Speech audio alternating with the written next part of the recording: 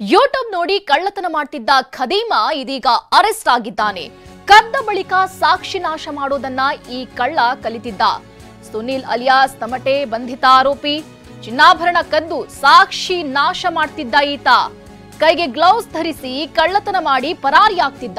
ಪೊಲೀಸರಿಗೆ ಯಾವುದೇ ರೀತಿಯಾಗಿಯೂ ಕೂಡ ಸುಳಿವನ್ನ ಬಿಟ್ಟು ಕೊಟ್ಟಿರಲಿಲ್ಲ.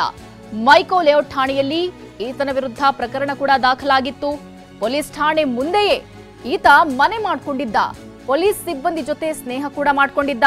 ಕಳ್ಳತನದ ದುಡ್ಡಲ್ಲೇ ದುಬಾರಿ ಬೈಕ್ ಅನ್ನ ಖರೀದಿ ಮಾಡಿದ್ದ.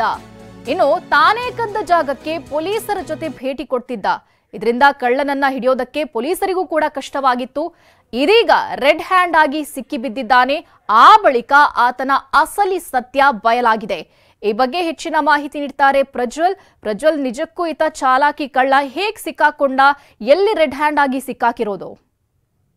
ಶುಭಶ್ರೀ, ಈತ ಒಂದು ಮನೆಯಲ್ಲಿ ಕಳ್ತನ ಮಾಡ್ಲಿಕ್ಕೆ ಹೋದಂತ ಸಂದರ್ಭದಲ್ಲಿ ಅಲ್ಲಿ ರೆಡ್ ಹ್ಯಾಂಡ್ ಹಾಕಿ ಅಲ್ಲಿಯ ಸ್ಥಳೀಕರಿಗೆ ಸಿಗಾಕೊಂಡ ನಂತರ ಪೊಲೀಸರಿಗೆ ಫೋನ್ ಮಾಡಿ ಕರೆಸಿ ಅವರಿಗೆ ಪೊಲೀಸರಿಗೆ ಹಿಡ್ಕೊಡುವಂತ ಕೆಲಸ ಮಾಡ್ತಾರೆ. ಆಗ ನೋಡಿದಂತ ಪೊಲೀಸರಿಗೆ ಒಂದಷ್ಟು ಶಾಕ್ ಆಗಿದೆ. ಯಾಕಂತಂದ್ರೆ ಇವನು ಸ್ಟೇಷನ್ ಮುಂದೆಗಡೆನೆ ಮನೆ ಮಾಡ್ಕೊಂಡಿದ್ದ, ಸ್ಟೇಷನ್ ಹತ್ರ ಓಡಾಡ್ಕೊಂಡಿದ್ದ, ಮುಖ ಪರಿಚಯ ಇತ್ತು, ಮತ್ತೆ ಈತನ ಬಗ್ಗೆನೂ ಸಹಿತ ಪರಿಚಯ ಇತ್ತು. ಎಲ್ಲ ಕಳ್ಳತನ ಆಗಿದ್ದಂತ ಒಂದು ಸ್ಪಾಟ್ ನಲ್ಲಿ ಪೊಲೀಸರು ಪರಿಶೀಲನೆ ಮಾಡುವಾಗ ಈತನು ಹೋಗಿ ನಿಂತ್ಕೊಂಡು ಸಾರ್ವಜನಿಕರ ರೀತಿಯಲ್ಲಿ ನಿಂತ್ಕೊಂಡು ನೋಡುವಂಥದ್ದು, ಮಾತಾಡೋವಂಥದ್ದು ಮಾಡ್ಕೊಂಡು ಬಂದಿದ್ದ.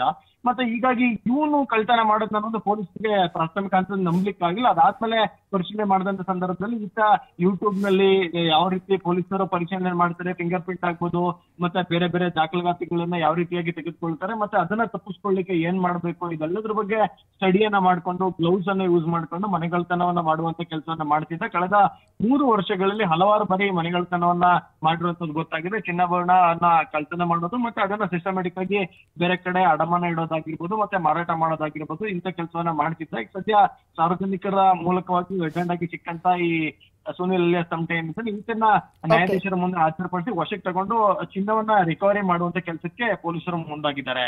ಥ್ಯಾಂಕ್ ಯು ಪ್ರಜ್ವಲ್ ತಮ್ಮೆಲ್ಲ ಮಾಹಿತಿಗೆ.